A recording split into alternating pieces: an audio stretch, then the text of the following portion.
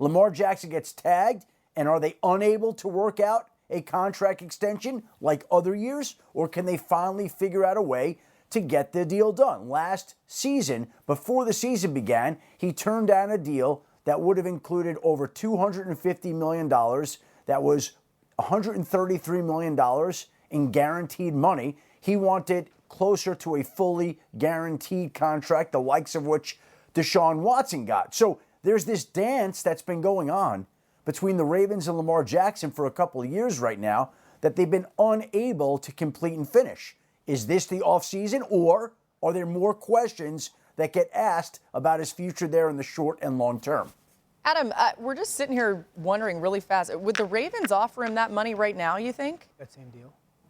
Well, listen, I think the market on these quarterbacks only is going to go up. We're entering an offseason in which Joe Burrow and Justin Herbert both are going to be eligible for new deals. Tom Brady is going to be a free agent if he plays. The quarterback money and the price of them is always rising. It figures to rise again. It's hard to imagine that Lamar Jackson is going to take less on a deal than what was offered to him last year. I don't imagine that just from a common sense standpoint. Now, how much more, if any, Baltimore would offer him would be a more pertinent question, but we're still dealing in hypotheticals. We're still getting ready for a playoff game, and there are a lot of questions that still have to be answered. Yeah, Adam, you're right. I mean, it is about would they offer him more at this point, because that's what he wants. And I think as you think of all of this, all these little pieces are important, Marcus, but what do you think these injuries have done to any potential leverage that Lamar might have had in contract negotiations?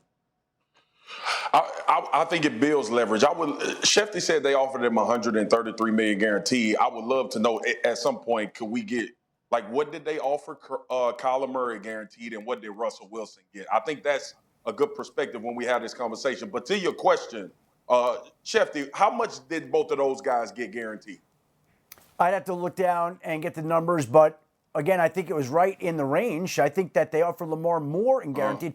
But you're asking me off the top of my head from guaranteed money last summer.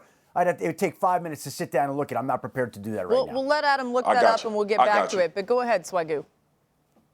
So what I'm coming off that point, because of the guaranteed money, which is the only thing that's important. Like, we talk about a lot of these numbers, but Boogie, some of it is a lot of fluff. Like, we got, and you got to get there and play a certain amount of years and finish contracts out. So that's why guys focus so much on the guaranteed money. I think his leverage is grown. I think if you get rid of Lamar Jackson, if you let Lamar Jackson walk out of the door, or you let Lamar Jackson determine that he's not going to come back and play, you legitimately have to change everything you do as an offensive football team. And you may have to blow up your scheme. And that's the situation that the Ravens put themselves in. Now, if they're going to go a total opposite direction and determine that they're going to run a different offense, they're going to hire a different offensive coordinator, if they are going to have a different quarterback back behind center, then I would sit here and tell you Lamar Jackson has no leverage if they're willing to go that direction. But if they're not, he has all the leverage in the world, because everybody has seen what we've been watching. Marcus, when you talk about the money, that is the right way to start in this whole situation on the guaranteed money side. And you asked the question about the guaranteed money. Kyler Murray was at about $160 million of guaranteed money, total guarantee.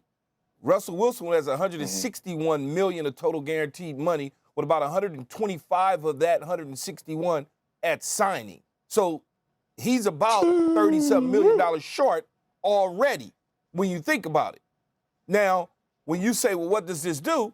It's a win-win either way, right? And this is why I say this, because if they franchise tag him like we all think and like Adam says, now you have the opportunity to go in there and say, okay, you franchise tag me. I don't necessarily want to be here. Now trade me because I want to get my money. I want to get paid what I'm supposed to get paid. And that's the way you approach that thing. And now you put them in a situation where they've got to now make a decision. Do I get rid of my franchise quarterback and start all over again? Or do we do what we're supposed to do and pay him the money that he's worth?